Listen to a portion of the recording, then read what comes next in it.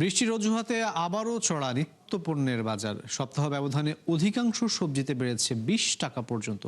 স্বস্তি নিয়ে আমিষের বাজারেও মানভেদে অধিকাংশ মাছের দাম বেড়েছে 150 টাকা। আর ব্রয়লার মুরগির দর ঠেকেছে 200 টাকা পর্যন্ত, যদিও কিছুটা স্বস্তি মিলছে আলু, পেঁয়াজ, রসুনের দরে। আরও জানাচ্ছেন মইনুল হাসান।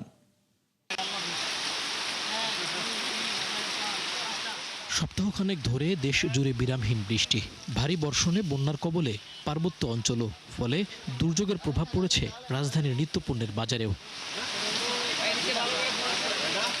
এই যেমন সপ্তাহ ব্যবধানে 50 টাকা বেড়ে প্রতি কেজি কাঁচামরিচ বিক্রি হচ্ছে 150 টাকায়। কেজিতে 20 টাকা বেড়ে করলা, কাঁকরোল, পটলের মতো অধিকাংশ সবজিতে গুনতে হচ্ছে 70 থেকে 80 টাকা। আর আমদানি করা টমেটোর দর উঠেছে 250 টাকা পর্যন্ত।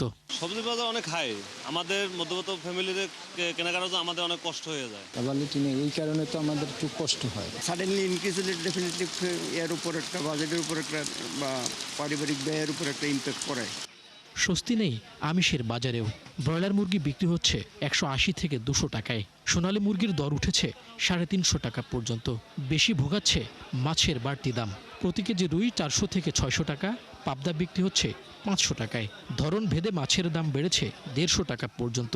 চড়া ডিমের দরও। 2 সপ্তাহ আগে থেকে কিন্তু মুরগির দাম কিন্তু বাড়তি।